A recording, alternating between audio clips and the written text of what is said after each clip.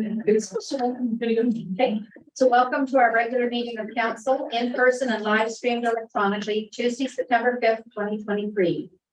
Just a reminder that our kids are back to school and buses are on the road. Please remember to stop for those school buses.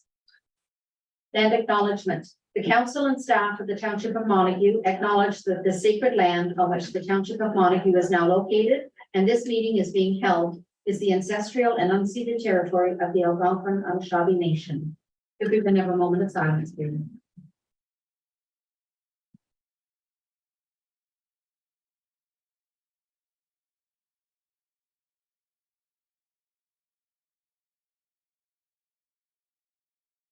Thank you. So moved by Councillor Abbas, seconded by Councillor Crabtree, that the regular meeting of council agenda dated September 5th, 2023 be approved as amended this date to move items 8B, 8N, and 8O from information item to action items. All in favor? That's carried. Any disclosure of vengeance now you can declare it or at any point during the meeting. So moved by Councillor Crabtree, seconded by Councillor Kenny. The minutes of the regular meeting of council, August 1st, 2023 be approved as presented. All in favor? That's carried. Any business arising? Any business arising from our previous meeting? Okay. So now I'll call on our delegation for the Ford Drain Maintenance Report presentation from McIntosh Perry. Lucas Gibson, please. Yeah.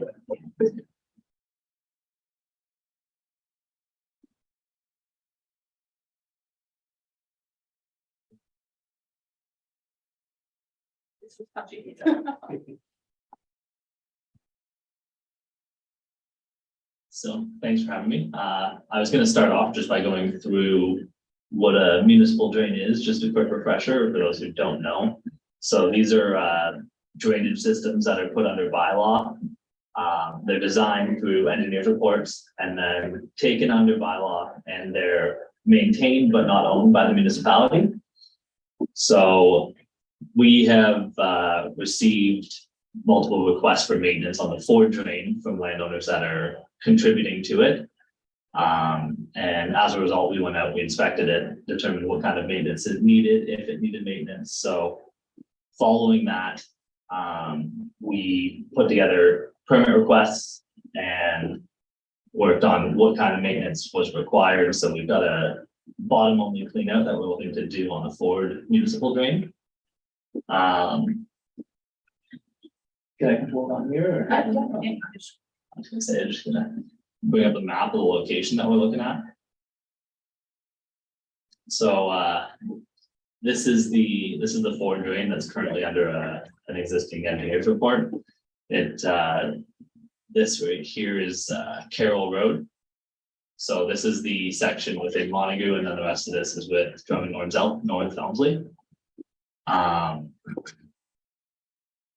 The Drummond North Elmsley is also aware that the maintenance of this is required. So what we have so far is we went to local contractors and got some estimates for pricing on the maintenance, and the cost of this will be fronted by the municipality. And following the maintenance, we can assess it out to the landowners in the assessment schedule that is currently under bylaw. So that's in the existing engineer's report. We've already gone through it. We've split it out to make sure that it's up to date. And following maintenance, we'll take another look at it just to make sure it's exact. And so all those costs will be distributed to the contributing landowners. So the municipality will only carry them for the portion between those two. The municipality will see some assessment for the property that they own along Carroll Road, which as a boundary road is also split between you and Drummond North Elmsley. The only other cost that the township will have to carry is any grants that are eligible properties to receive they receive a 1/3 grant on their assessment. So the way we handle that when it comes to the assessment part, we don't assess them and then get the grants from the province and send them out to the landowners. Instead, we carry their assessments, so they just pay their net bill and the township will carry their grant cost and we'll receive the grant money back from the province. And then the only other fees that would come out of that is some superintendent time for inspections, making sure that the maintenance is completed properly, and that the drain is done up to sufficient standards. So are there any questions, general drain questions or related to the board maintenance at all?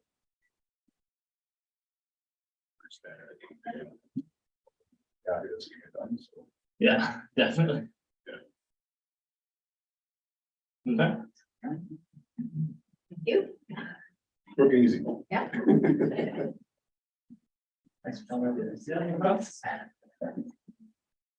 Now we'll move on for our report of municipal officers, and we have our public works manager, Steve Rockwell, for our Matheson Drive land exchange.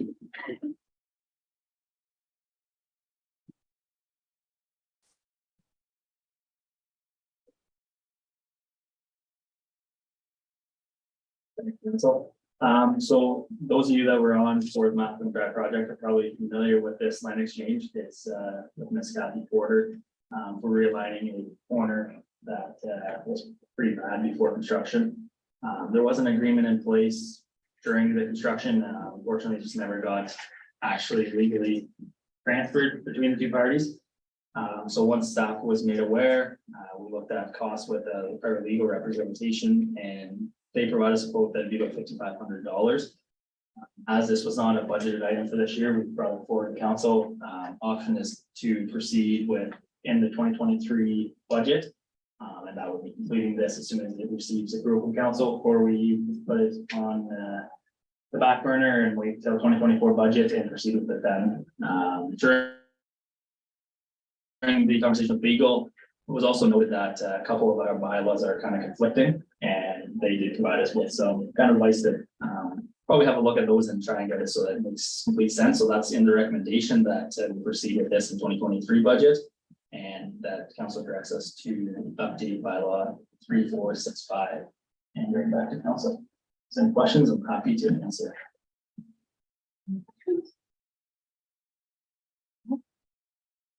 But yeah, we have to do this, right? That's the biggest thing. This is something you just gotta, yeah. So, yeah. Next year's gonna cost $500. Yeah. Yeah, so that's, yeah, there we go, perfect, yeah. So moved by Councillor Kenny, seconded by Deputy Reed Carroll, that council direct staff to proceed with the legal quote for the Matheson Drive project completion provided in 2023, and that council direct staff to update bylaw 3465-2015 and bring back to council for approval. All in favor? That's carried.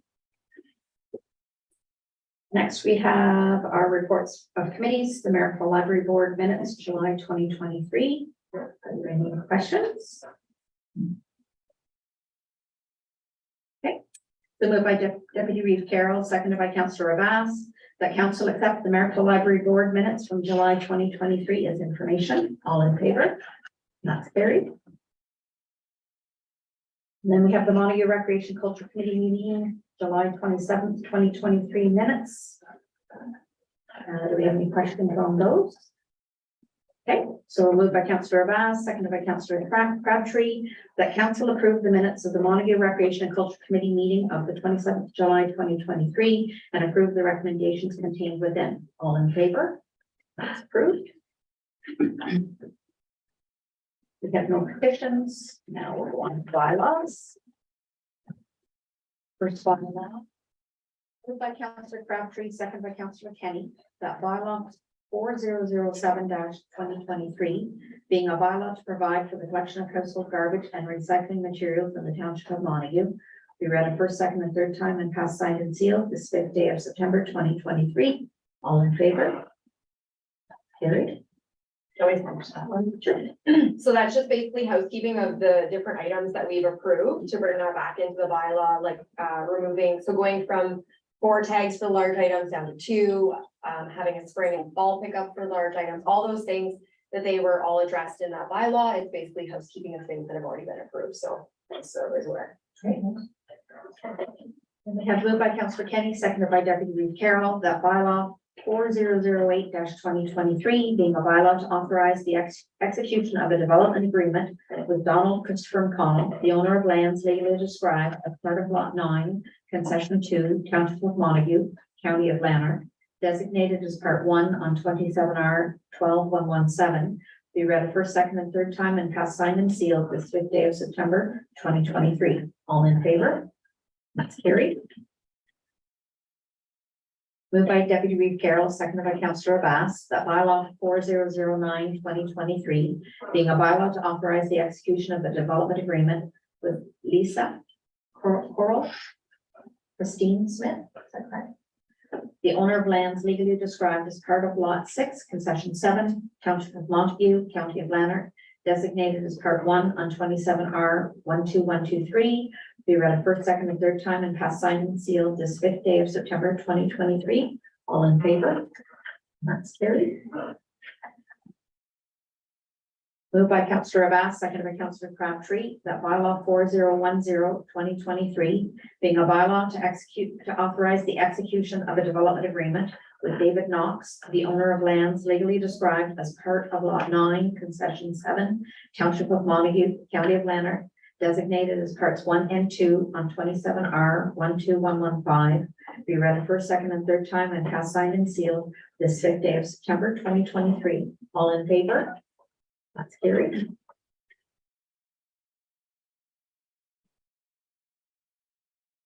Then we have no motion, notice of motion, so we have correspondence, action items, Carroll Road train crossing issues. So open that up for discussion.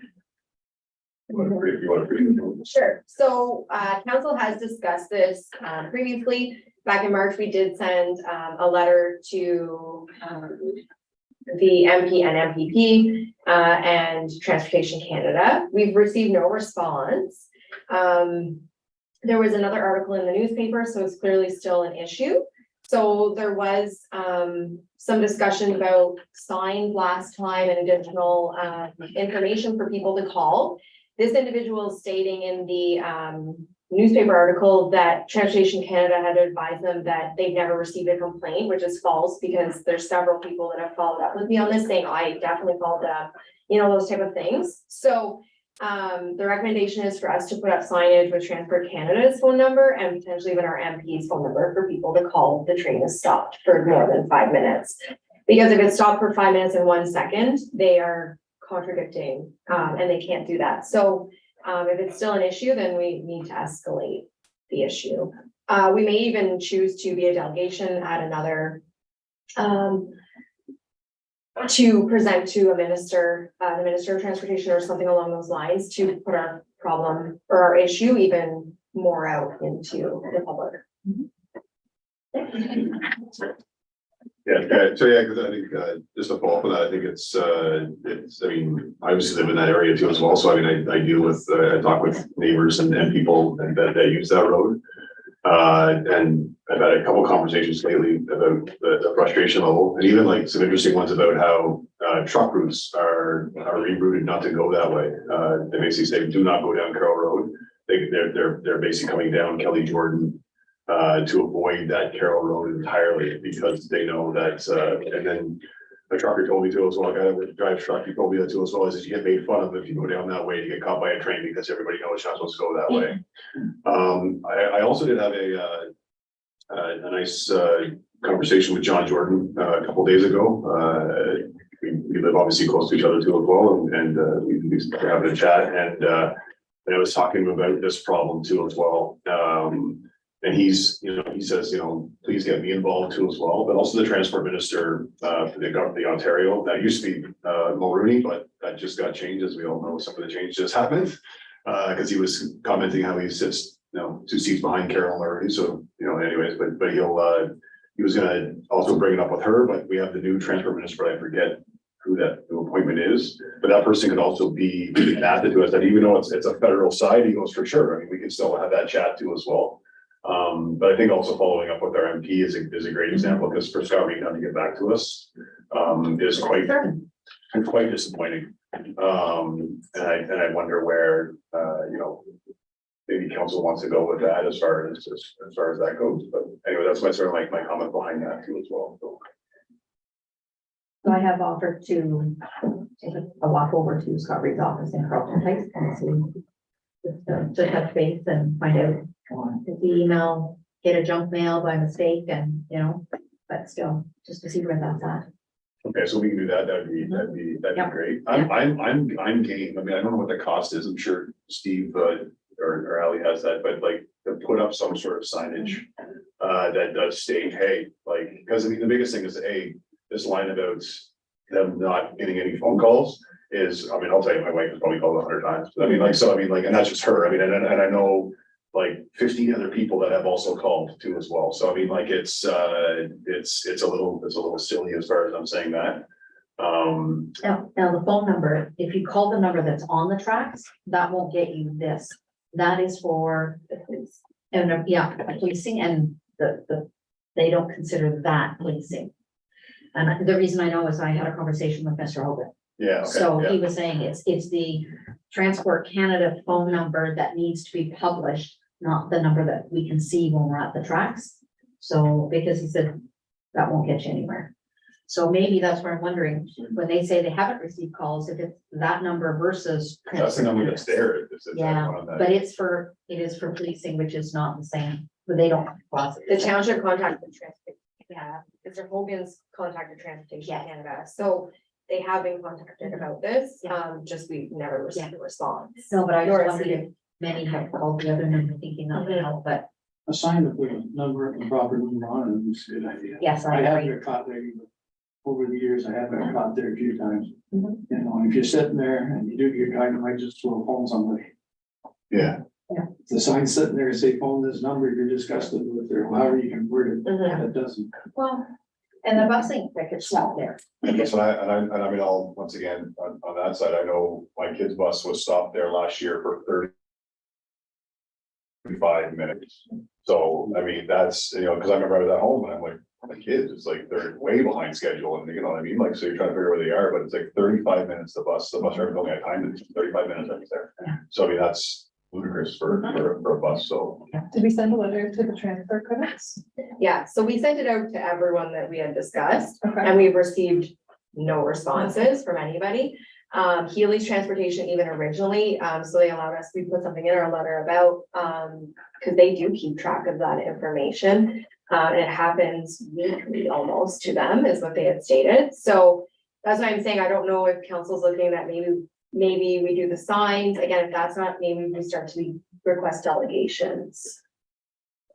Yeah, I mean, I like the sign idea, because I think that's and it also really shows to all the frustrated people out there that, like, like, once again, like we're trying to do something different. So I like that sign idea. I don't know what it would cost to do that. And you looking at Steve for that, but like, I don't know what it would cost to do that, but I like that idea. And I think we got to continue to follow up with, maybe going to Scott Reed's office. I'll follow up with John too as well, with the Transport Minister of Ontario, and saying, hey, how can you help support us too as well? Yeah. And I'd be game for doing a delegate. I don't know, where would that be at AMO, but who's that gonna be the delegation with, or would it have to be FCM? Well, so we'll wait and see, and then we can make that decision based on, like, whenever they send out the request for delegations, we'll put it on the agenda and we can discuss that at that time. It might be something for us to think about if we're going to putting together a good package and Yeah. delegation for when that time comes forward. So that we know as staff that this is something we're looking at, to start putting together things like this to have included. So should we be looking at pricing of the signage, I guess, or something that would be a, I think the signage would be pretty minimal for us to put up. yeah, Yeah, 120 a sign, so like really, okay. Well, like relatively inexpensive as far as what we're talking about. Yeah. Any sign? Some 500, Yeah, that might worth at least showing that it's affecting people, it's bothering people, and we'd like to have it. It just shows that you're not just sitting idly by, and you've done all this, you're doing that. It's not working, so when you do go to delegation and say, hey, we went through these steps. And to no avail, we've had nobody respond to us, and we're taking this seriously. Is the number Transport Canada or CB? Transport Canada. So we would post Transport Canada's number, the policing number, the rail policing number is the number that's up. But I think that if Transport Canada is saying we haven't heard from anybody, then let's let them hear from people. It's interesting because when you call that number too, they do take the information. And I mean, like, I know, like, once again, like my family member that has called and when she's talked to people on that line, they're, oh yeah, we got this complaint from this place before. So like, so where are those complaints going that's calling that number? They may not talk to each other, right? Like the policing side may not be talking to Transport Canada side. It may not be the same system. They maybe just taking the phone and saying, hey, you gotta move that train. And it's just, you know, a gray area. But it's where not being documented. It's not being documented, it's just, you know, it's bothering somebody, so move it along. So because Carroll Road is a split, I don't remember. We sent it to D&E as well. We've received no response. Okay. We've received no response from anybody that we sent it to. Okay, we'll have a chat with our counterparts tomorrow too. As well, just on Yeah, on that note. but Just that they support our signs Yes, and exactly. things like that, Yeah. that it's an issue Yeah. and maybe they don't hear a lot from ratepayers about it. I don't know. But yeah, just that at least they support it and don't take it down. They're on that. It's always really a problem on our side that they get stuck. No, I don't. I don't know, it's Is the rail crossing right at the border of the two? Like if we put up a sign on either side, one sign will technically be on D&E? yeah, because Yeah. it's showing the train tracks, so B is this side and put this side, and then the train tracks. Yeah. I feel like we can work with staff Oh, too. I'm yeah. sure it'll be fine. It's, Yeah, we're not worried. Sign up. So, yeah, I do have one kind of drafted, but you may want to choose to change it. I don't know. So since moved by Councillor Crabtree, seconded by Councillor Kenny, that council approve the purchase and erection of signs on both sides of the roadway at the Carroll Road crossing that will clearly state the phone number of Transportation Canada, the local member of parliament for complaints with the extended stopping of trains at the crossing. I think it's great, I think, Thank you. are we adding, or we just do that over across, like, you're gonna contact Scott or yourself, and I'm gonna reach out to John, and I'm going to speak to her. we're gonna speak, maybe speak to her, yeah. Yep, and then, so action tracking, I'll add on to that potential delegation, on the issue.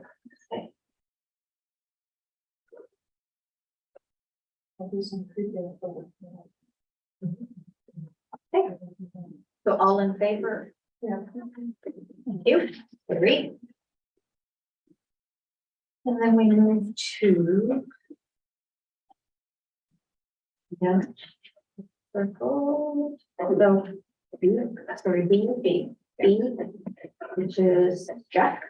Yeah, it's the speed management update policy. So there's the first one that was put out by the county too as well. This is a bit of an update to it too as well, like a little bit more information in it. Sean's actually he's working really hard at the county on this one too as well, and trying to make sure he gets it right. And a lot of it's some of it's even with the policy that we have with like kind of going to the police services board. To kind of, bring up that data and everything else too as well. And I think this is, it's getting better and better. Now I know I've had some good chats with Sean about it too as well, about how we can also make sure that our rural roads might have a little bit more support in that too as well. And he's willing to have a chat with the not contractor, but the engineers or whatever that did this. And I might have a chat with them too as well to see how we can obviously help anything we do in our township too as well. So once again, we're working on this. It is a county driven thing. But they also want to make sure that it's there might be some use for it for the lower tiers too as well. So anyways, I'm hoping that it's going to be a useful document as we help with some of that sort of unsafe driving that's out there. Anyway, I just want to speak to it a little bit, but it's kind of, we're going through it and staff have been very receptive for the county and everything else to make sure we can make it as best as possible. So moved by Councillor Kenny, seconded by Deputy Reeve Carroll, that council provide comments on the draft account fee management policy to the clerk administrator prior to the September 29th, 2023, to forward to the county. All in favor?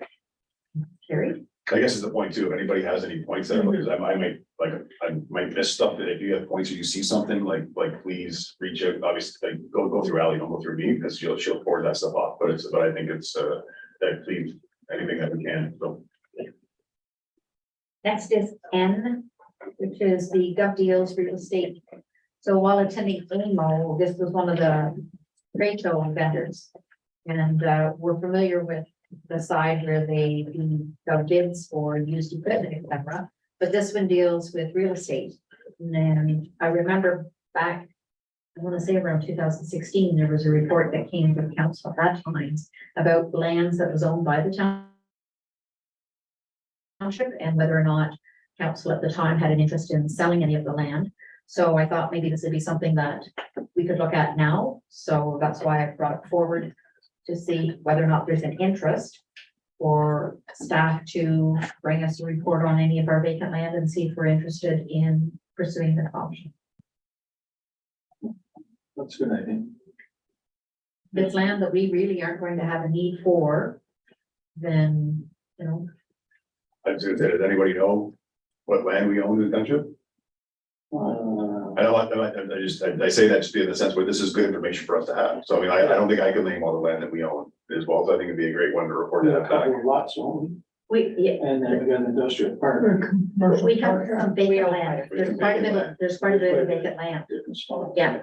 I mean, some of the stuff we'll find out is also landlocked, which, so we definitely have no use on that one. But anyway, but it's a report that can come to us and then we can have inspections. That's an easy one for, I say Kirsten probably to do and everything else. So yeah, and Yeah, and I think it's very beneficial for, council to know what lands are out there.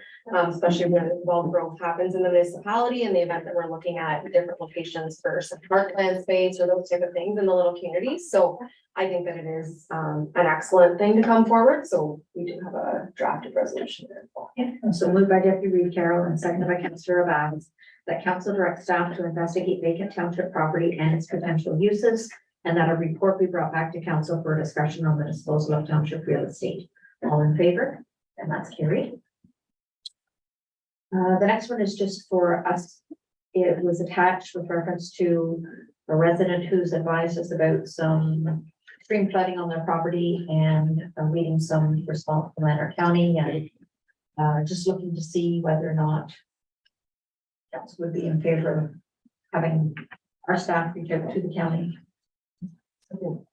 So we have no issues. We can just reach out to county staff to see what the response is on that, because it was now addressed to us as well. We can just put it on the action tracking list if council's okay with that, and we'll give back a response on what's happening, or if anything's happening, or whatever the response is. Because we get this quite often with people that are in wet areas and, you know, they complain to us about certain stuff too, that really is not our problem. So, we'll follow up with the county and just get back to council. Okay. Thank you. Oh, that's the end of this, so I'll ask if there are any questions from the audience.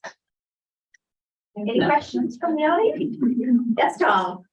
On the report from the Recreation and Culture Committee, it refers back to sometimes to the agenda. Would it be possible to get the agenda put on the website too?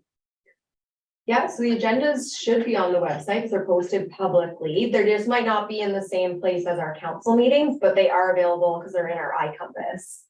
Yeah, yeah, so they are there. They're just maybe not as Just easy hit to somewhere, find. okay. Maybe not as easy to find, but we can start uploading them in a similar spot, not a problem, because they are there, but we'll put it in an easier spot for people to find. Okay, thank you very much. Any other questions about audience or like online, sorry? No, there's nothing from online. I have nothing. Okay. So moved by Councillor Abbas, seconded by Councillor Crabtree, that bylaw 4011/2023, a bylaw to confirm the proceedings of council at its regular meeting held on Tuesday, September 5th, 2023, be read a first, second, and third time and passed, signed, and sealed this 5th day of September 2023. All in favor? That's carried. Moved by Councillor Crabtree, seconded by Councillor Kent, that council adjourn the regular meeting of September 5th, 2023 at 6:31 p.m. until September 19th, 2023 at 6 p.m. or at the call of the chair. All in favor? Carried.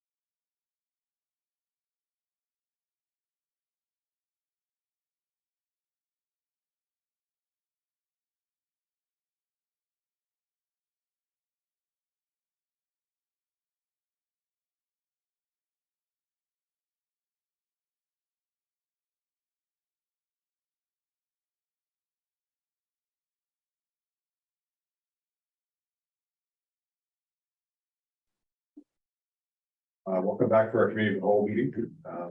So the land acknowledgement, the council and staff of the township of Montague acknowledge that this sacred land on which the township of Montague is now located, and that this meeting is being held as the ancestral and ceded territory of the Algonquin and Shawnee Nation. So the option of the agenda, so moved by Councillor Kenny and seconded by Reeve Jennings, that the committee of the whole agenda dated September 5th, 2023 be approved as there. Circulate. Something.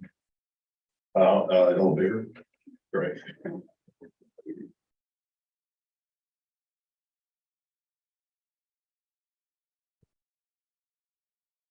We have no disclosure, delegations, all that kind of fun stuff. So I guess the Ford drain. I guess you're gonna touch on that too as well, I guess.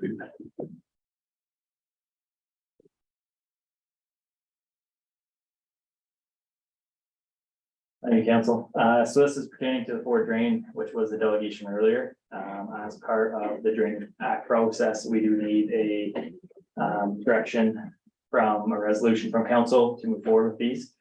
So our drainage superintendent did come do a presentation for you guys, and now we're just following up with a written report and a resolution from council on a direction on how to proceed with this. So as our drainage super said, the cost of this is $85,943, which does include non-recoverable HST. And the other recommendation is that we are directed to mail out notifications to riparian landowners. We sent this to 4 contractors, heard back from 2. Lots of information in the report below, but our low bid was 10% cheaper than second place. And has had some abundance at times. It's kind of in his expertise. So it's someone we definitely would recommend. It's to be completed by 2024. Council does have the option not to proceed with this and choose to look past drainage maintenance. But then we do assume no liabilities for any damages caused by lack of maintenance. So really, we're just looking for direction from council to proceed with this maintenance and mail out notifications to the landowners. Thanks, Steve. Like a couple quick questions. Yeah, how many, I guess obviously landowners on both Montague and Drummond on this side? Yeah, so we'll mail out everything for our residents, and then Drummond North Elmsley, they're going through the same process as well, so they'll be doing this for their landowner, or their landowners. We're about 70% of the drain, so we're a majority of it. Yeah, so Lucas is actually drainage super for both municipalities, so it works out very well on that side as well. So How many households do we think there are? Like, is this gonna be kind of split if we know that? On top or, not off top of my head, I'd guess 20 to 30 there, but that's very just now looking at the land they pass around it. But yeah, that's fair, yeah. Just sort of, yeah, because I got the other side too as well, I guess everybody knows, like, so like, after it's done, it's put on onto the sort of the tax roll, and then what's usually the payback time for that? So it depends. So normally, once it's all calculated based on the percentage for each property, and what their portion of that will be, less the 1/3 grant, if that property has the grant portion. Some people pay it right away with their next tax installment. Some people were still waiting on them to pay. Yeah, okay. And there's an interest in here to talk about. Yeah. And like Lucas said, it's all based on the engineer's report. So for this one, for instance, when it was created, there's an engineer's report on it, and residents pay based on where your drainage goes into the drain. So if you start at the very top of the drain, you're paying for your water to go from top to bottom, where somebody near the outlet is going to pay substantially less. So that's kind of the way it works. And these are all kind of petition is how these are established, and not anything that's been existing. They've been requested by landowners, and that was gonna be my biggest thing, Steve kind of touched on it, was that this was a request from landowners for this work to be done. So it's not that the township went out, and as Lucas has said, we don't actually own it, we just maintain it, right? So there's all those things that sometimes I think can be a little confusing for some people. As far as that are along those kind of municipal drain areas. So just to make it clear that it was requested, and that it's not technically ours, we maintain it, and it's all through legislation. Perfect. That's what I was looking for, that clarity too. So I make sure that we're, once again, laying that clarity out there too as well. So I'll open up the council for any questions at all, for sure. If there's any questions you have to do, Marty? Yeah. Are people aware when they complain that when this work is completed, that it'll go on their tax roll? So I think there might be a combination of everything. So number one, when they buy the property, their lawyer should advise them that they're on a municipal drain. The people that, so far that they realize that it will be a charge back to them, but it substantially benefits their property. You may get some people that have moved in that are newer, maybe that have never dealt with it before, and their lawyers haven't said anything, that are very confused. We try to do it. Lucas is really good at taking most of those phone calls and explaining it to people and so that they understand it. And that's the reason that we reach out ahead of time as well, so those questions can be addressed before it's done and just billed to them. So we're gonna get a combination probably of everyone, just because this is a fairly large municipal drain. But for the most part, most people understand it and have no issues with it. And is there like a, if it turns out the majority of the people that are on this drain aren't actually gonna want this because they don't want to pay for it, does that impact this decision at all, or? No, so it's a bylaw, it's legislation, and if we don't do it, we're now liable. Okay, and then if D&E decides they're not gonna do it, what, So they'll then assume all liability. so the work will still go ahead? That's correct. Okay. So we'll do And then- everything to our outlet at the Drummond Boundary boundary, and then basically it will be their responsibility to do maintenance from there. There's been a maintenance request, which obligates the municipality to complete the maintenance, but they are really obligated to do this. And if they don't, like I was saying, they assume liability from 10,000 meters up. Like, so all our people too, Mhm. that would be They assume impacted all by. liability for all money residents. So, I assume they're going to proceed. And just, Steve, do you want to just maybe mention like that we don't have a lot of municipal drains? Yes, so Yeah. this one, we have about 4 or 5 municipal drains. This is by far our largest drain. And this is completing the bottom cleanup for the whole drain of the forward section. So this is something that probably in my career will never deal with here again in Montague. And I imagine, there'll be maybe Jeff's children sitting at the table or something. Like these are very rare that they happen. So it's kind of, And I noticed in the photos too, there's like some skids and stuff that people have put in the water for whatever reason. Is there like an educational component to this as well, that landowners can be like, if you block it, this is what happens and we have to do this and. so there's lots of legalities. People believe that they own these, and they don't own anything. This is then transferred to the municipality, basically is how it is, under the Drainage Act. So you can't prevent any water flow or anything like that. So that is something that would be kind of education based, and that can be assessed. Say somebody puts a culvert in and it's not permitted, that's all billed directly to that landowner, right? So if you do any obstructions to it, it's on you if that's where your land is.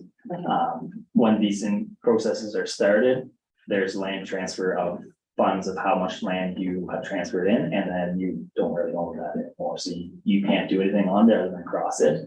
And there's all kinds of permits that you can imagine for this to be completed. So it's very lengthy, and if you're very bored one day, look at the Drainage Act. It's lots of information in there, so. We're lucky we have very few though to really deal with in our municipality. There's some municipalities that have hundreds of them. I think, and those are great questions too, because I think that's a lot of confusion that a lot of people would have, especially coming and living in the country, and they don't understand that at all. And I think those are valid questions to make sure that there's a good understanding of that too as well. So I think clearly we have a great superintendent, that's able to follow all of that and make sure that he's doing the right step forward too as well. So yeah, let's say that one of those costs that no one wants to have to pay, but it's the benefit is pretty substantial. So. Any other questions at all, or the questions?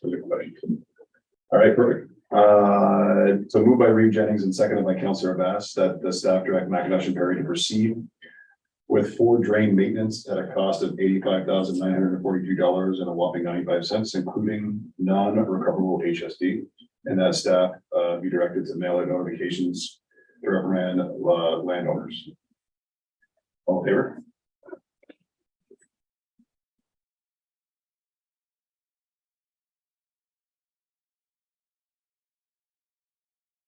He's not going anywhere because he's gonna talk about something else. Thank you, Deputy Reed. So this report before you is Stone Dust Award. We just recently ended a 1-year contract with Iron Brothers Construction for delivery of stone dust or winter grit, known to some. We completed this as per our procurement policy. We had 3 bids received, and as you can see in table 1, the unit price submitted by Thomas Kavanaugh Construction was the lowest and will be recommended by staff to proceed with their submission. We have used Thomas Kavanaugh for many years before Iron Brothers took it last year. In the bold below, that's the total cost to fill our coverall building. We probably have about 500 metric ton remaining in there from last year. So we're probably looking at around 2,000 to be delivered. And staff put in the contract for a 1-year contract with 3 1-year additional extensions based on consumer price index, all items Ontario, and that's a mutual agreement between Montague Township and Thomas Kavanaugh. That just saves us going through this process year after year and makes it fair on both parties. So hopefully you'll see this again in 1 year if the decision is still at Kavanaugh's, but it's 48,208 is not accountable for this submission. Any questions for you? All right, sounds good. Yeah, moved by Councillor Vass, seconded by Councillor Patrick. And staff be directed to award contract PW 2023-06 to Thomas Kavanaugh Construction for a total cost of $48,208.80, including non-refundable HST.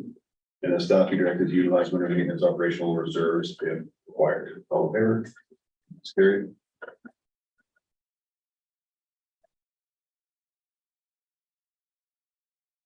Take it away again, Steve, for the Rosedale Road. Thank you, Chair. So the report for you is in regards to Rosedale Road North geotechnical pricing. At our previous meeting, a couple months back, we discussed utilizing some savings from capital projects that came in under budget. So staff was directed to explore geotechnical and civil pricing for Rosedale Road North. I did break this up into 2 parts to save additional money, as if we combine in one package, we're just paying markup from engineering firms. So I reached out and the best value price I received was from St. Lawrence Testing, about 6,900. This includes 23 boreholes, granular samples for testing gradation. And this is for 4 different road segments is what I have asked them to do. So we'll break this up into smaller projects, and the same thing with the engineering. So that if we have smaller amounts of money, say a grant or just for ourselves for budget, we can break it up into smaller scale projects, and just makes it a little more feasible on the financial side of things. St. Lawrence is somebody that's used by pretty well everybody around, and we just recently did use them in 2021 for McLaughlin Road, and so far it's holding up, so I trust their capabilities there. And we are sitting with about 57,000 in savings from our capital, so we do have substantial savings in our road budget. So any questions in regards to this? Happy to answer. Yes, I'll open up real quick. I mean, we had discussed this already, but I don't know if anybody has any questions at all. Not seeing any, I guess, like, you're gonna break up into 4 different chunks, but yeah, which is great, but obviously if we're able to get a good grant backing us up, we can combine some of those chunks together too as well, right? So it's Yeah, so it'll come, geotechnical will come back and engineering will both come back with one report. In that report, it'll be broken down into 4 different road segments, and it just kind of for ease for staff. Our roads need studies and asset management plans are all going to be staged the same way. So just be across the board, everything will be the same, but if we are successful in the grant, it's big staff will try to combine all that information into one for sure. yeah, this is good because it's moving ahead on this, because we really can't afford to do it. So I mean, we're relying on that. So this is always something that's gonna help us in that get us there. So that's good. Thanks, Steve. So moved by Councillor Crabtree and second by Councillor Kenny that the staff be directed to award geotechnical services for Rosedale Road North to St. Lawrence Testing. All in favor? Carried. Thanks, Council. Steve. The next one is Allison about tax rate. Yep, so this is a section 357, so it's in relation to a home in the municipality that had extreme fire damage where the owners couldn't habitate. So we're just looking to remove a portion of the assessment until such time that the home is reconstructed to a state where they move back in. So you'll see the reduction in taxes. And again, this is something that the fire chief will, if they have a fire, he brings that information to me. And we go ahead and file these for the ratepayers, so that they're not dealing with additional paperwork when they're already going through a traumatic event. So the recommendation is to approve the write-off and move forward. That's, thanks, Ally. I think it's great that, Miles does that because it obviously keeps, an extra piece of burden off that ratepayer, which is, probably a nice thing. Even though they're going through a lot, so. Any question on that? Pretty simple, straightforward, yeah. Moved by Councillor Kenny and seconded by Reeve Jennings, that staffing directed to proceed with the cancellation, reduction or refund of taxes pursuant to the provisions of the municipal act in the amount of $650.46 and charge municipal portion of 379.52 the municipal levy write-off account 110-125-4010. All in favor?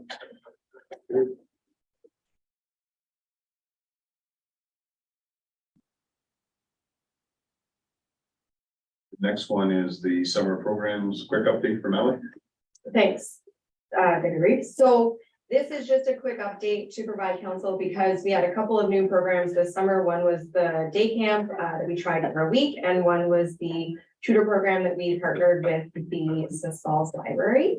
So the summer day camp seemed to go really well. It sold out quickly, within hours or a day. So we did have 15 children in attendance. We got great feedback. We did charge a minimal cost this year. You do see in here that people thought it was fair or too low, based on what was presented. We did have 2 summer students and our admin assistant that took on the project and did 3 summer students. Yeah, we did have all 3 summer students in our admin. So I think it was successful, and obviously people are interested to have it back again. So the recommendation is for us to include it in our 2024 at least budget for discussion. Obviously, it's solely reliant on us getting students as well, which can sometimes be difficult. And the second one was the Smith Falls Reading Library Reading Math Tutoring Program. So it was held for 2 weeks at Rosedale Hall. And we had 6 children from the township. There was 32 kids in total that took part, but 6 were from Montague. And I believe it was successful as well. To have 32 kids signed up for that program is excellent. So day camp, I broke out the expenses. Based on our budget, what we charged in our total expenses, we were actually under. But we would recommend charging a little bit more next year for the week-long event. And then the Smith Falls donation. So based on the donation that we provided and the number of Montague residents, it would work out to about $456 a child. Whereas day camp was about $42.71 a kid. So that's where we're saying we would probably bump it from 50 to a little bit more for the full week. The day camp, also, we had somebody give a donation that didn't want to be mentioned on who they were, but I'm still going to mention that I think it's a fabulous thing. So we did get a donation where a local business paid for a pizza lunch for them on the Friday. So they didn't want to be recognized or anything, but I still want to put it out there that we did. We have some great businesses here that, and they did donate that as well. That's great, Ally. Any points from council at all, or any questions or comments? I mean, it was I talked to some people and it was great. They were happy. Kids were entertained. Right? Yeah, it was good. So I think that's positive. And I'm hoping that also, like Ali says, like it's tricky sometimes to get the students, but we have some grant things that might be coming up too as well. And then we did put that cart before the horse there a little bit to see if maybe that'll help us too down the road. So it's good. I think there's a lot. It has more positive feedback around that area too as well. So it's pretty positive for the township. So great. So move. Yeah, go ahead, Teresa. I agree. I think that by having this data for us to make grant application for the recreational, even on the tutoring as well on our own behalf, that I think we would be very successful in the grant, because it's certainly something the government looks at when they do that funding. Yeah, so that would be our plan. I know we applied last year, but we've never done anything. We didn't have any funds for it. Yeah. So this is where, we kind of established it so that we will be applying, because a lot of the provincial summer students are around that tourism, kind of summer camp type style of things. So we would be looking at applying for some summer students through that hopefully we can have more happening all summer for kids. Yeah, because when you look at the cost, I mean, like, yeah, we give them the price a little bit more, but if we get sort of salary sort of covered off for students, I mean, it's a huge benefit for minimal, even if it costs a little bit, it's a huge benefit, so. Yeah, we're not even just thinking day camps, we're also thinking like maybe it's some evening like kids clubs or like game nights or whatever the case is. Something that they can access for free, maybe even if it's board game night and things like that. So if we can get that, we would like to continue to offer those type of things. And I know we had some of those people from the reading program, two lovely ladies that were doing that too as well, that would love to do stuff next year too as well, if there's an opportunity there. So I mean, like, and I'm sure someone else might be interested too as well, but just kidding. But I didn't know what I could say, but yeah, I think it's great. I think we see, we have some very positiveness out there. I mean, people love the hall, like they're out there, lots of good comments about being out there. So I think it was kind of cool. So. All right, moved by Reed Jennings and seconded by Councillor Abbas, that council accept the summer program update as information. And I council direct staff to include the day camp for 2024 and the initial 2024 budget discussion. All in favor? Carried.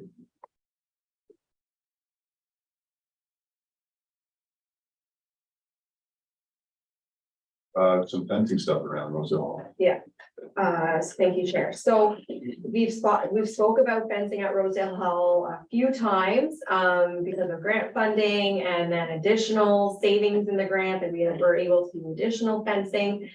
So really, we're at the last portion of the fencing at Rosedale, and it's the portion that's along the back with the neighboring property, the farm with horses and things there. So we have received, we were waiting for the ISIP funding for the building. So they have gone ahead and paid, refunded us for the windows, the roof, and any of those things. Now, they can pull that funding at any time based on the agreement. So our flooring and our doors are the last items to be paid. Worst case scenario is we move forward with the fencing. The federal government says, no, we're not, like, we're pulling any additional ISIP. We would potentially have to pull funding of the 27,000 for the fencing from our recreation reserve that we have. I just feel like this fencing is kind of an important part. We do receive complaints about dogs running off leashes into the neighboring properties, kids reaching across the fencing, all those type of things. So no different than a schoolyard. We should be good neighbors, fence everything off, especially since we've grown that area and more people are using it. And we wanted to stay positive and that everybody's enjoying the space.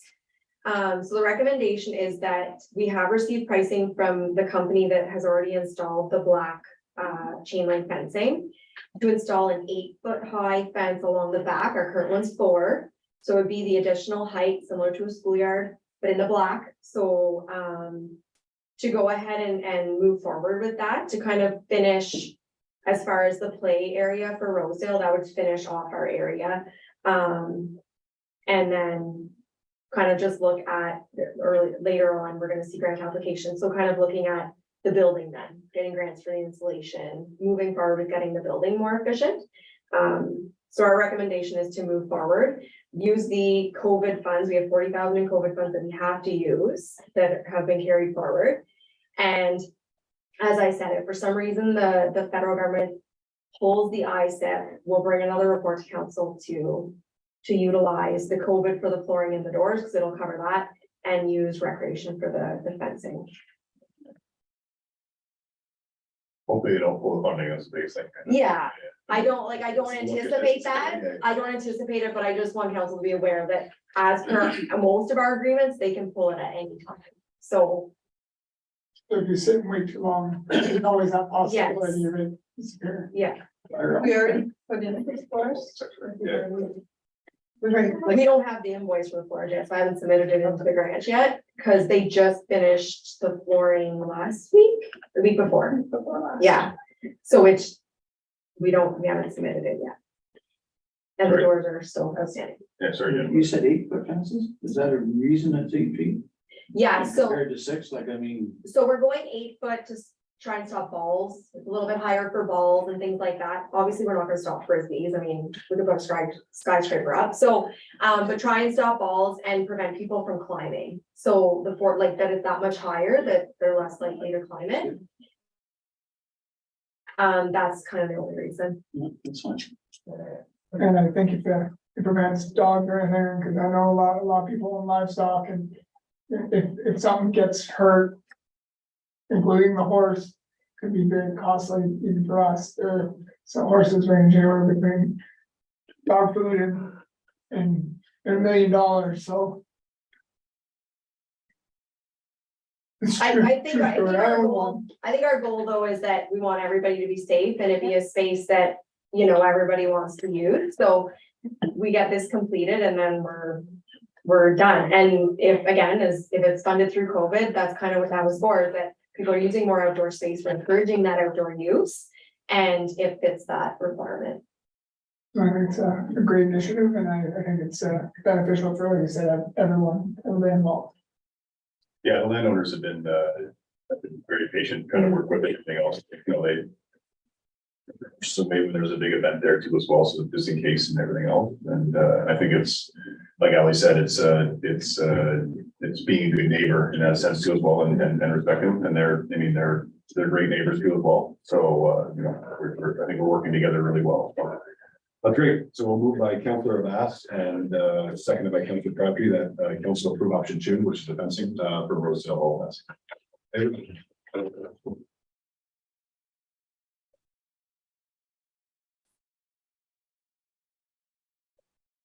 Oh, let's talk about grants. Grants. Thank you, Chair. So we do have grants coming up that are normally annual grants and things like that. So right now, the New Horizon grant is open. It's a senior grant. So similar to our provincial one that we applied for and received funding that we're doing all of our events and information with the Forget-Me-Nots. So the recommendation, again, from staff, but this is for discussion with council. We're looking for ideas from council too, or if you have things that you'd like to see in the event that we can get funding, we want to know and have that list kind of ready. Because sometimes it's a very short application period, depending on what we receive grant funding applications for. So New Horizon, our recommendation, so right now we applied for the Senior Active Living Center grant for the senior through the provincial. Included in that was the ability to apply for a one-time like capital purchase. So we've applied for that one-time capital purchase for a portable stage at Rosedale to remove the big corner stage and have like a portable stage like the schools have with the black skirting and the stairs. So it's not always out, so it'll leave more room in the hall, and then have the stage available. So if we want to hold like small Christmas concerts or things like that for the community of small, or the Festival of Small Halls, those type of things, it would be a better suited stage as opposed to the small one that we have. So the Horizon, we're looking at sound barriers for Rosedale for the echo in the hall, accessible picnic tables for outdoors, and continued senior programming of events, concerts, bus travels, all those social things that we're doing currently, because they seem to be successful and the community seems to be interested in it. The line dancing is sold, well, it was free, but it's booked. You know, we've had great turnout so far.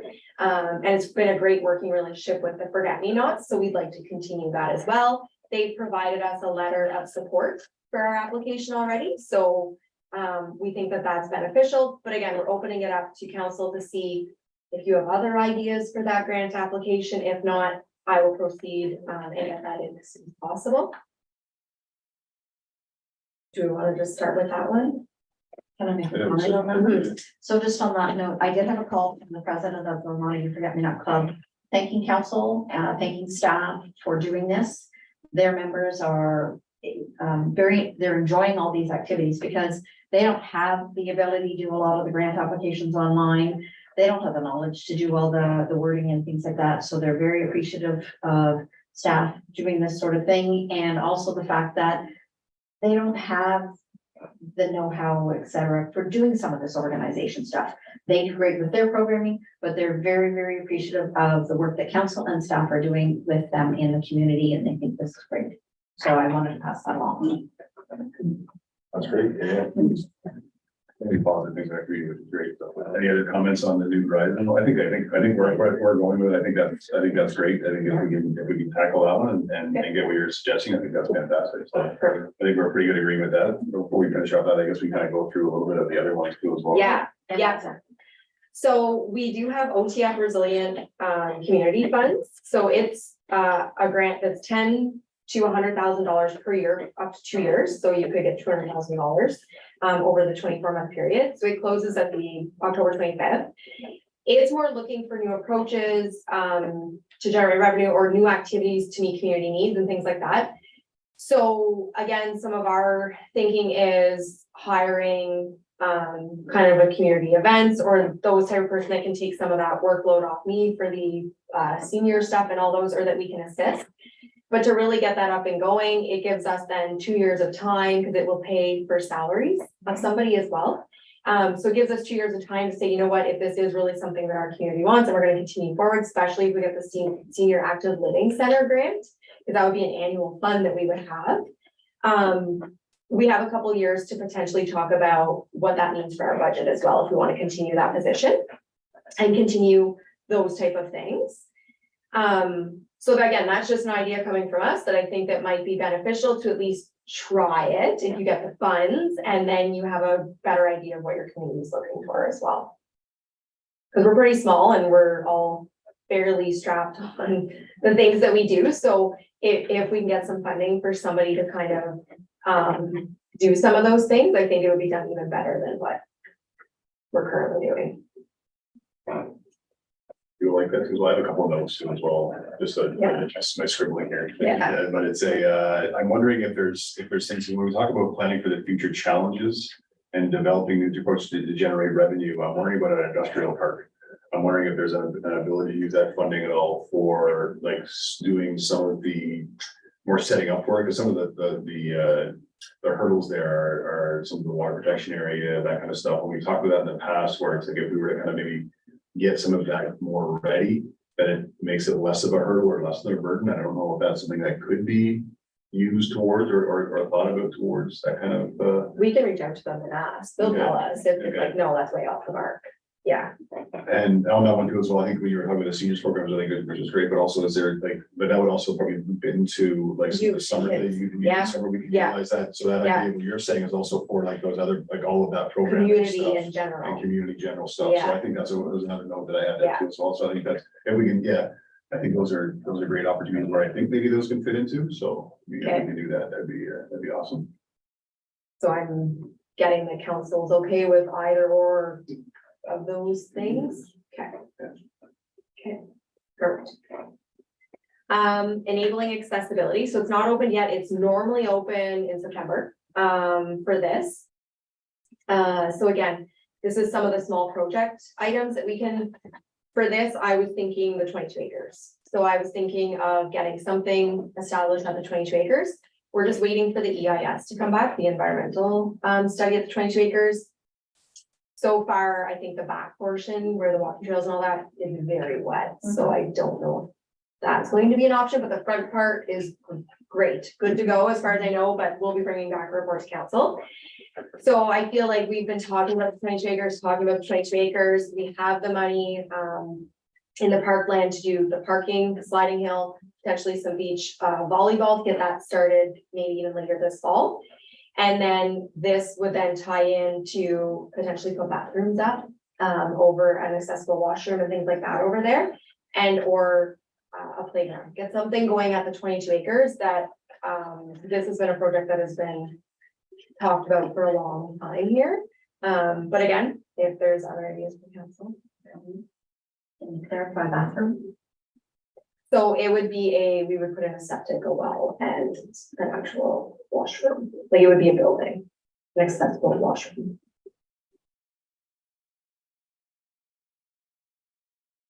So we'd have like heat and everything else going into it. So it would be shut off in the winter. So, and again, this is, No, that's. this is all a council discussion, but from what I'm used to from parks and other municipalities is we kind of open them May long weekend and we close them with Thanksgiving. So that we maintain them when we have our students around and those type of things. And then as the seasons change, they get closed for the winter. I know you may still have people using the sliding hill and things, but it wouldn't be economical for us to keep it open. Keep the heating area also. No, but to have it open all during that summer month, it wouldn't be that difficult, especially with students and things like that, to keep it, to check on it daily and those kind of things. I think it was a great option. So did any other questions at all from council at all, or? Yeah, Mark. where did the beach volleyball thing? Do we have residents requesting beach volleyball? Yeah, we have rec and everything, they're collecting beach volleyball. Really? Yeah, Right now, they're using indoor facilities at the, so the problem is in the summer, we can't use the gym at the Yeah, school. yeah. We can't rent it because they don't allow rentals during the summer. So, the volleyball for the recreation ended in June. So, there is requests for it and it's a really inexpensive outdoor option, so yeah. I think about it, I'm like, God, that must be a nightmare to maintain. No, it's very inexpensive. So that's why it's really an option for us because it's really inexpensive and kind of maintains itself for the most part. Okay. Yeah, Our doors here, we're putting in accessible doors. Yep. On a piece of funding that may be pulled at any time. Right? yes, well, it could be, it doesn't mean it's going to be. I don't see it being pulled. The doors are ordered, we're just waiting to get the electrical run for the push buttons. They're waiting to get installed. The new doors are already in at Rosedale. Okay. Yeah. So, in the. Like, Yeah. it's happening. Oh, yeah, it'll be done before, yes. We're just waiting, like, November. they're ready, yes, yeah. Well, minus 2 weeks of hunting in November, but yes. Yes, it'll be done before the end of the year, absolutely. Yeah. November 6th to 21st. Yes, they're like waiting to go. When does this one open? It normally opens in September. Again, this is How- normally an And how annual, big is the window for application? it's normally about a month. Okay. So you can always, if you come up with different ideas, Mhm. send me emails, whatever. It's just if we're kind of as a group saying, yes, let's do something at the 22 acres, because for the most part, again, we've gotten the accessible door at Rosedale, just waiting for the push button. I think we're meeting like a lot of those requirements, but this is normally an annual thing as well. So if something else comes up, we can, And is this a provincial grant or a federal grant? this is that. Okay.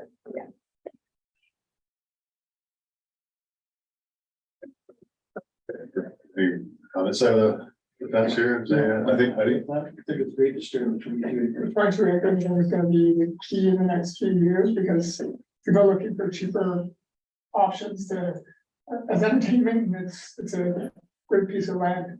Yeah, I think we've worked through over the years to get sort of things in the right direction now. Now we have the ability to start going after these grants and start bringing stuff in. We're there now to start doing that. And we can access those grants. I think it's fantastic. I was thinking a couple of questions. I'm curious if the other one, I guess the horizon doesn't work. Is that something where we can, like the sound barriers? Yep. Would also be an option, if the new horizon doesn't work out. We won't hear back from New Horizon in time for that. But no matter what, we're gonna have something in the budget for that because the echo in there is. Right, yeah, 100%. That's why I was Yeah. thinking that, if they figured it'd just be nice to get something, and Yeah. we can't put that in and pull it out after, I guess, right? That's the other problem. If they approve the sound barriers, then it's just like, if they both approve sound barriers, if we sit at the. Yeah, no. Kind of Yeah. key to as well, right? Mhm. And our doors are all taken care of, right? I jotted down front door. Yep. But all the doors are basically, we have it. Yep. As far as the accessibility side of it goes, then I had jotted down bathrooms in this one too as well. But yeah, you covered that, which is good. Perfect. All right, next one is the Canada Post one. Yeah, so Canada Post will be coming out again, this is like a year from now, but it's still good to keep on a list so that we're thinking about it and we don't miss these applications, because these type of applications don't necessarily get sent to the municipality because it's not through federal or provincial necessarily, they post on their websites and things. So you see what this one's kind of for, example, purchasing new equipment or launching new programs. So again, more of a community side, but these are things that I think that we could speak about with our rec committee as well to see what we could potentially do with that. And again, or if we got the OTF with a community person, they may have ideas for this application in 2024. The covered gazebo that has been mentioned before for 22 acres, but do we have anything down at Rosedale that's covered? So we had spoke about using the county $5,000 next year for Rosedale. Yeah. So speaking with that, we also did receive an email, we also received an email, from Crime Stoppers that are donating a nice steel Crime Stopper bench to us, and we just have to put in a concrete pad. So Public Works, I think, is gonna be kind enough to put a little pad down. So I think we'd like to also put that in at 22 acres to kind of, that we're starting there, and Crime Stoppers are also, that it's a community thing. So it was nice, they reached out to us and asked us if we were interested in one. So, again, that was our drainage. Oh, yeah, one of our surveying contractors who also sits on Crime Stoppers. Nice. So, yeah, we're pretty excited. It's great that they thought of us. It's great that they thought of us. So, we were thinking county next year to get some shade shelter over there. And then, we can look at 22 acres. That's great. I'm glad we did McGuire Road. So. Any other questions, or I should? No, that's good. Yeah, cause I mean, I think I jotted down summer programs too as well, and that, so I think we're right on that same game, which is fantastic. So, the Hydro one. Yeah, so Hydro One normally puts one out, sometimes they change it, so it went from community, kind of grant, now it's Energizing Life Community Fund, so I think they just kind of changed it up a bit. It's normally a $25,000 grant that goes towards initiatives that promote physical, psychological, and emotional well-being. They love giving money to play structures, those type of things that keep kids kind of off the streets, give them some physical activity to do. I know in other municipalities, I think we've gotten 2 or 3 that go towards the play structures. So again, that will be potentially early winter, but again, if we're looking to build our 22 acres, it's all those great things that we can use to put something up over there. Any questions on that one? Could you use that towards empowering over there? Yeah, potentially, yeah, like lights and things like that, safety, yeah, they like doing those type of things too. Yeah, yeah, so it could go towards that, especially if we've already applied through another grant for the play structures and things. So, I thought you were gonna ask for senior exercise equipment or something. Even lights for the sledding hill, though, like, Yeah. be able. That's a very good. Parking and sliding, yeah, I yeah, mean, it's winter, right? It's dark right after school, you wanna go take the kids sliding and then. yeah. Lighting, that's great. It was something good you mentioned, that's all. Yeah. 100%. Yeah, that's great. Yeah, I mean, that part of it's a grant, and but it covers up to a certain amount, but we do have money in our, Yeah. also in our reserves too as well for as we work towards those things. We don't deplete them, but we do want to make sure that there is an ability to do that, something really cool, and it's gonna be a good cost. I had no, but I don't think it's very valid for that one, so we'll just move on. I think yours is probably the next one that I was thinking anyways. So community building, recommissioning or retro commissioning grant. So it's a grant that's up to a maximum of 55,000 to cover up to 60% of eligible expenses. So I was thinking here, Rosedale Hall is very inefficient. It needs to be insulated, those type of things. So I was thinking that it would almost fit this perfectly. Because you have to reduce energy by 5 to 15%. I think we would reduce it substantially more than that.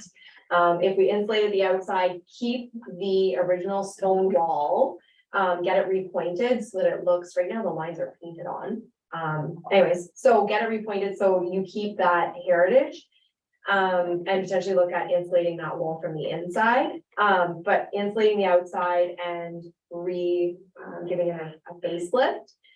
With either a board and batten siding style to kind of keep that heritage, and or some other, maybe a steel if you don't want to keep the heritage, but probably more in the board and batten style.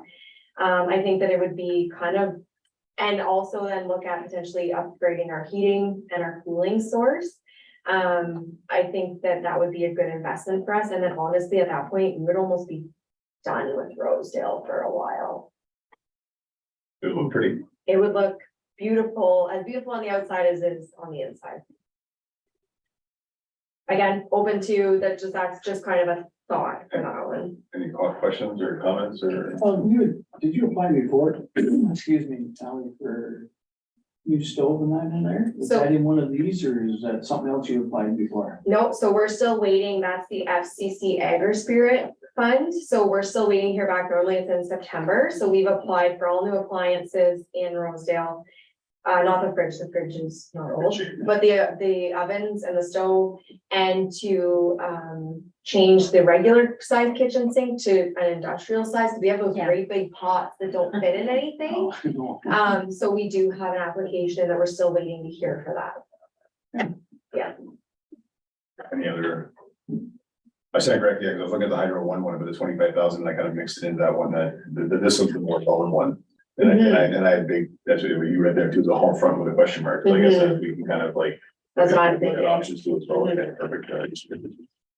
All right, that's good too. Also moving on to the next one. So this is a pilot project, new construction of energy efficient municipal facilities, so maximum of 500,000 grant to cover up to 50% of eligible expenses. But municipalities with less than 20,000 may be eligible up to 80% of coverage, with a maximum of 500,000. So you do see here kind of, you know, they give examples of pilots and things like that. So this is up for discussion for council as well, because you may even look at, I know we're talking about a lot of rec and community stuff, but you may look at a outdoor arena with a roof cover that's fully solar, that it basically, with a Zamboni room off the back and 2 dressing rooms, that it would fully operate, like it would fully energize itself. You can go through the program for Zambonis where some companies will refurb the Zambonis and sell it to municipality for like $20,000. They almost donate them back. So I know I've been at other townships where that's where we've gotten them, and they last forever because it's not being used a lot. So there's all kinds of ideas, and that's why, again, we're reaching out better and with all of us brainstorming. Potentially, we can ask about if with the new building, is there something that we can do with that to try and utilize some of the funds with our new building? But it's more so that we are looking at something that may be a little different than what others are doing, and that's the only reason I was looking at potentially like an outdoor arena, what we could do that would be different than others, to kind of have it support itself. I like the idea that you're going with the coverall, because you could, utilize that for something else in the summer. When it's not hockey season, so it's a great idea, because take a day like today, kids were just baking in the sun. It would be something great if you're able to Would be ball hockey in the summer. ball hockey or indoor soccer or whatever. Oh God. But yeah, exactly, like you be able to utilize that space, and especially if you can create something that's low maintenance, like the good old barn coveralls or steel structures or whatever, even if it's open on all the sides or whatever. So, and I know it's just talked about, are you looking to put a refrigeration unit in the board? No, so this would be an outdoor arena, and again, this is just all discussion, I don't know. No, Just that it would be a concrete floor, there'd be no refrigeration, but the roof helps, obviously. With the ice service in the summer, but then in the summer, it could be used for farmers markets every week, it could be used for weddings, it could be used for whatever the case is. It's just if you have the ability to get the grant funding, again, you would need staff to do a Zamboni, whatever, what we had done in the past. Was we hired a seasonal person to do that, and it was minimal costs for the benefit of the community. But again, it is all a cost, it is all an operational cost if we do these things. And I'm not saying to put in a indoor arena, more so that it's the outdoor. no, we originally set one that didn't have a roof on it, but they had of course, being government, they had the ice machine you could get the ice to stay longer. That was all. So, I find the roof helps with that, like it's If you keeps just the have sun it, off you it, know. yeah. So then if you, if you have 2 smaller change rooms over there, and then again, depending on where the washroom is, it could be all kind of incorporated together. Again, it's just ideas, these are all just things that we need to be prepared, that in the event a grant comes up, that we've had the discussions. And if we're not interested, that's okay too. It's just that I hate to, have the community looking for some of these more inexpensive recreational things. and we don't take advantage of funding when it's available. I think it's the biggest thing, and I think that was I know for me personally, the goal of the 22 acres is trying to how can we set it up to go after as much grant funding as possible to make it sort of the most inexpensive way to set it up, but also the best benefit, to what we can afford as far as the township goes, so. I think it's a neat idea, and I know like you say about the, when you have somebody that cleans the ice and that kind of stuff. In the winter time, I know, when I lived in Ottawa many years ago, I had one of my buddies, was a roommate of mine, he was a paid volunteer from the city that took care of one of the rinks, we would go down there and flood it and whatever like that too as well, so. I mean, those visitors are out there and there's definitely ones to kind of mimic off of. My only other one note I had was the new complex, but I said, are we there yet? And we're just not there yet, right? That's really like, it could be moving forward, but we're just not there yet for that yet, right? So. Well, I think it's that it's gonna be a pilot, a combination of energy efficient members get together, so I don't know what we're going to do, and again, maybe there's ideas. I just don't know what we're gonna do that is different from other municipalities that have gone net zero, that have Everything is tried there. those other things. And again, there might be other municipalities that have tried the outdoor with full solar and all those kind of things too. It's almost one of those grants that's kind of. It might be a difficult application no matter what we go for, to be honest. Yeah, there's no guarantees for any grant we do, Yeah. right? So I mean, but if the opportunity's there and we get it mostly paid for and and all that stuff, and there's options for that. I mean, those are what we want to do, and that's what's gonna make us our longevity and attract families, all that kind of stuff. So I think that's good. That's good. So on the outdoor, would you do the building even if you weren't able to get the rest of it? Because of the fact that for your 80% funding of 500,000, 550, it's not going to cover everything you've discussed, right? It's not going to cover your Dressing rooms and things? your concrete pad, your Zamboni, your dressing rooms and all that sort of stuff. No, so it would be like a multi-stage. So basically that one may cover your pad and your roof, right? That's all we have for now. That's what we did even in Greater Madawaska. And then you apply for additional grants to add dressing rooms to get those things. So it's a It would be multi-stage, yeah. Yeah, so we'd still be able to have an outdoor rink that could be community flooded and Sure. could be used. Yeah. While we still move forward with the additional stuff as a phase in. Yeah, absolutely. And can be used for farmers markets in the summer, fall, Yeah, market, whatever the yeah. case is. Basketball nets up. Yeah, but it's still a covered space for people. But no, it would definitely be a multi-grant application. How do you do covered with basketball nets? If you have a tie-in. I know. So, So does it really keep you covered then from when it's that high up for shading? in the Oh, summer? yeah, oh, yeah. yeah. You'll get a little bit depending on the angle Angle of of the sun. sun, but like they use them a lot for barns and stuff and Okay. substantially better than being out directly.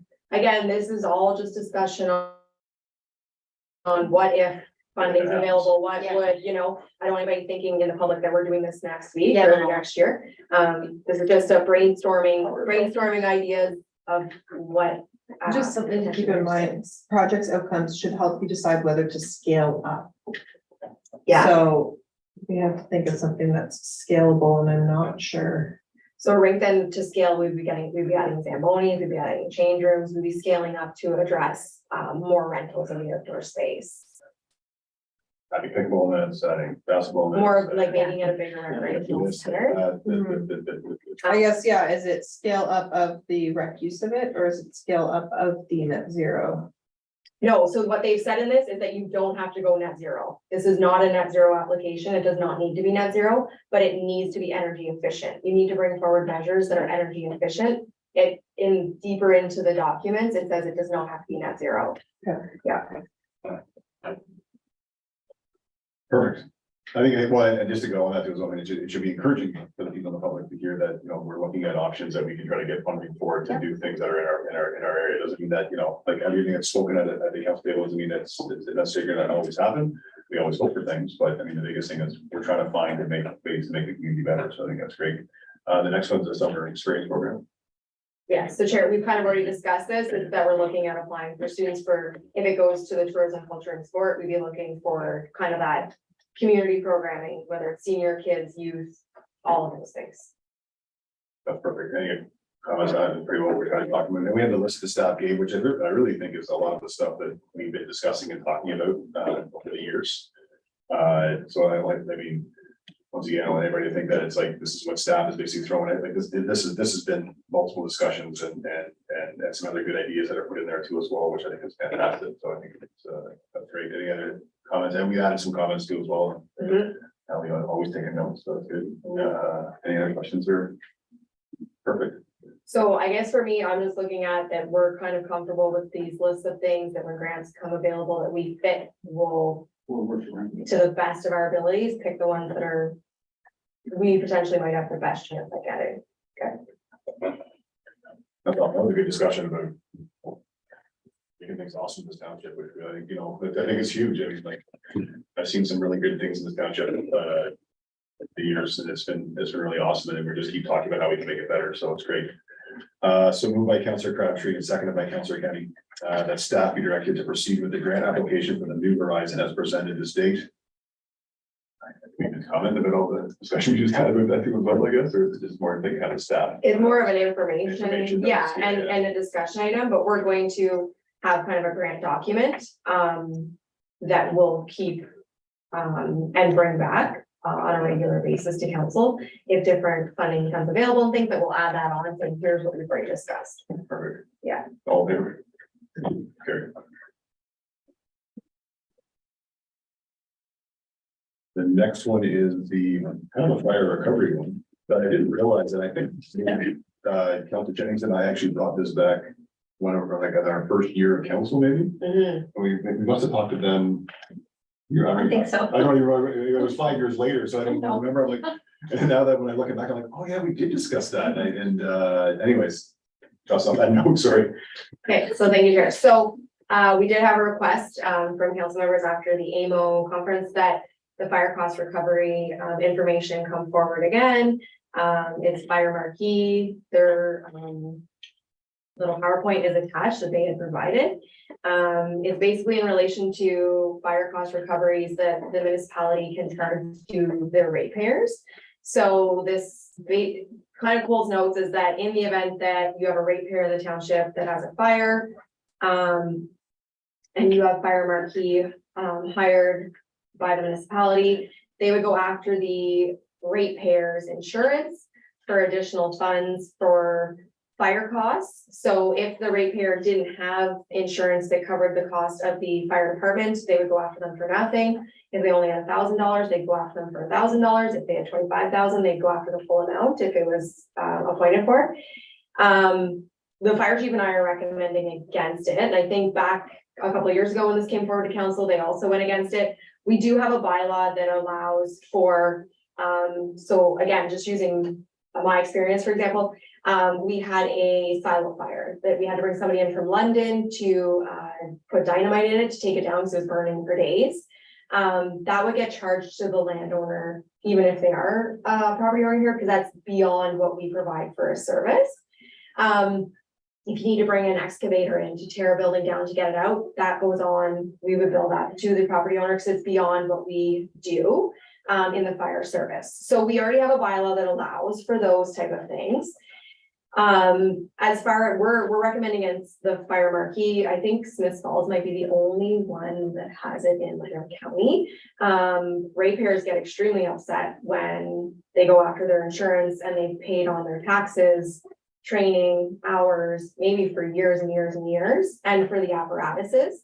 And then insurance goes after, Fire Marquee goes after their insurance for additional costs. We're recommending against it to council and just accept it as information, because we do have a bylaw that allows for those additional costs outside of our scope to be charged to them if we need to. But it's up for council discussion. Thanks, Al. I guess one of the things that we were having a chat with them, because then we had those questions, I guess, too, as well, and I think that to bring it back is some people have, this is what was explained to us is that insurance companies sort of, this is one of those things they sell homeowners, and you would have that on your insurance policy.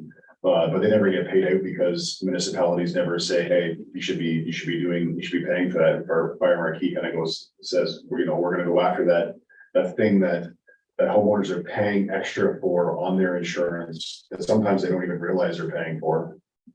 To try to recover some of the funds back. So I guess that's where it's, and like the line is like, it doesn't affect the homeowner's insurance because they've already put in that insurance claim, so it's just part of the insurance thing that they already have. So there's no extra ding to the owner, the homeowner. It's really just a ding back onto the insurance company, to get sort of a little bit of extra of that money back for that fire. And if the insurance companies are selling it to that homeowner, why should the municipality not try to recover that cost if it's part of what's on the insurance, part of the homeowner's insurance? Yeah, So I think at that point, though, you're looking at a user fee service, right? You're charging them for the fee, you're charging them for the service that we're now providing them as opposed to on our taxes. Because on our taxes, we cover the apparatus, we cover the training, and we cover hours. We cover the wages for fire. So we wouldn't be looking at covering any of that because every time there's a fire, it's going to be charged to their insurance. So we wouldn't budget any wages then. And every fire that we had, we would be charging that out to the property owner.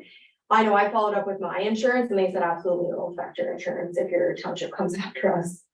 well, and your So- insurance will say that too as well. Yeah. So it's yeah, and I, once again, it's one of those ones where it's like, was there an opportunity for recovery for fire costs? I think was the biggest part. And that was the biggest thing is the fire recovery cost, and there's an option for that. Insurance companies will say that they will jack you up, and the other guys will say they won't, so it's kind of stuck in the middle, but now also the same token too as well, we're not looking like the amount of money that could come back out of these could be It would be minimal for nothing us. to a couple $1,000s, and it's worth going into that, I don't want to say aggravation for, 0.01% of our tax rate. So, and I think again, sorry, we spoke earlier about that the fire chief provides me the information that we go ahead and do the 357 for people, so they're not doing additional paperwork and we're not putting more stress on them. But now all of a sudden, Fire Marquee is gonna go after them on behalf of the township to get their additional insurance. So I feel like it's kind of contradicting what we're trying to do, but Yeah, And I think we would have to go through everybody and see if everybody's paying that extra fee or is it buried in there? And I think you're gonna have a lot of people upset, even if we said, okay, we'll push this off till next year, next month. We want to get a survey and see how many people are paying this fee. I think people just get annoyed and upset just that making them have to work. so I think, I mean, it sounds like, yeah, that's good, it doesn't sound like we're gonna probably do this, which is fine, but I think that I'll maybe out to the public and to the people that are out there, check your insurance. Because if you're paying for this on your insurance, you're not getting that money back as a municipality. We're not gonna go after it, so you should make sure you're going to your insurance company and saying, I don't wanna have that part of that service. sorry, Chair, the only thing is that you have to remember that we have extraordinary expenses that we do bill out to them, that they may put through the insurance. If someone So had a so don't fire, remove it, yeah, don't remove it. But I don't know, this wouldn't be maybe necessarily a coverage of that, would it be? Yeah, because we would be billing it to them as a fire service, but it would be over and above, so I think that people need to know what they have for insurance in general. But keeping in mind that, yeah, if you are a farmer with several silos, we don't have the equipment to deal with that, so we would be bringing somebody in, absolutely, and that extraordinary expense would be billed them from us. So for those kind of cases, so I guess Yeah. make sure you have a discussion with your Yeah. insurance company Yeah. about that, to make sure you're having the right, I mean, that's always a good question to have, but it's an interesting discussion to have about something like this. Yeah, know what you have for insurance and yeah, the proper coverage. It's good life advice right there. Yeah. That is Don't over insure, don't under. good life advice by Bonnie. No, yeah, know what you have for insurance. That's good. All right, thanks, that's, once again, it's good stuff to discuss and see if there's other opportunities for us, so that's fantastic. So moved by Councillor Kenny, seconded by Reeve Jennings, that council accept the fire recovery report as information. All in favor? That's carried. The appreciation dinner. Believe it or not, Christmas is around the corner. So, we had this discussion last year. We made a couple changes to our policy. We're looking for some further. Last year we did hold the Christmas on the Friday, the second Friday of the month. We're requesting again for the second Friday. The caterer is available for the second Friday of the month of December. It seemed to work out and accommodate a lot of people last year. The second request is that we add 2 members of Montego District Forget Me Not Club. They've always been invited, but they're not on our list. So I think we should just make sure that's accurate in case there's staff changeover and they forget to send an invite because they didn't know because they weren't on the list. That happened to me last year, that's what I'm saying. The third is that we amend the policy that the clerk administrator may at the discretion invite members that volunteer in our community. So we have a number of people who don't actually live in our community even that volunteer at our events. Like Canada Day, Christmas, Mighty Machines already signed up to help at those things. That, you know, that I think that we should recognize them, especially when they come out to several of those and assist us all day at several of those things, that we also invite them. I'm appreciative of any volunteer that gives any time, especially when they don't even live in this municipality.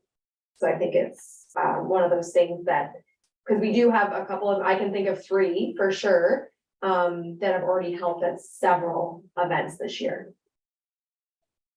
And they're signed up to help at 2 more events this year, so. I think that's a great idea. You know, especially when not even when they're here doing this, I always find it helpful. For the sake of a little getting signed for it. Exactly, the minor cost of what it is, 2 hours that they've given. I'm surprised it was not that way always. I thought they would just appreciate volunteers regardless of. Yeah, I don't know that they've always been doing it or if it's been that we've been having more events. I just want to make sure that they are recognized because we appreciate them very much so. And we've been doing more and more over the last few years, so that's sort of one of those things where we like that's happening, right? So I mean, like in the past, there wasn't a lot of that stuff going on, so now there is, so it's great, and people volunteering from outside of our community, yeah, I mean, it's a staff and volunteer. If you're making this place even better, then, you know, come out and have some roast beef with us, so. Yeah. We're checking our. Turkey.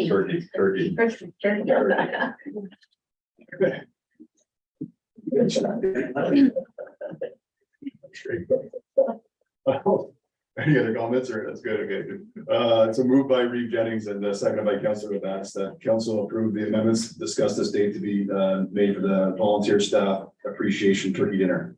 Doesn't say turkey. Call in favor? Yeah.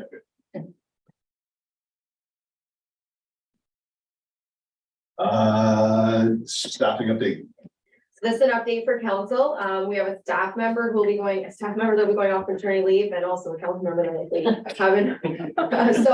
While the staff member is away on maternity leave, we will be appointing our administrative assistant to the acting deputy clerk position. And our summer student from this year is taking a gap year between high school and post-secondary.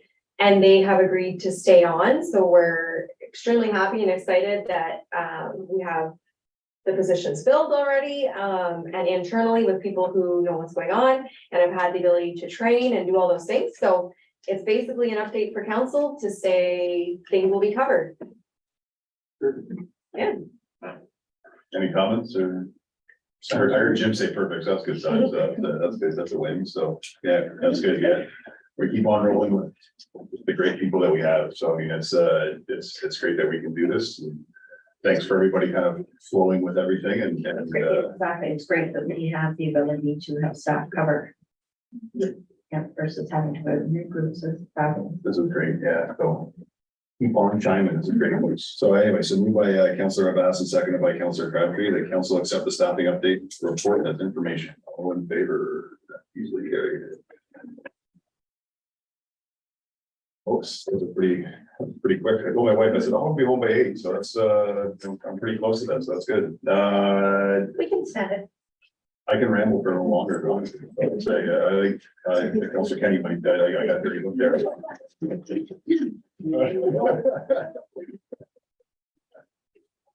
But before that, do we have any burning questions from the audience or from the online world or anything at all? I'm sure there's a Mr. Tom out there that has any questions, so it's good.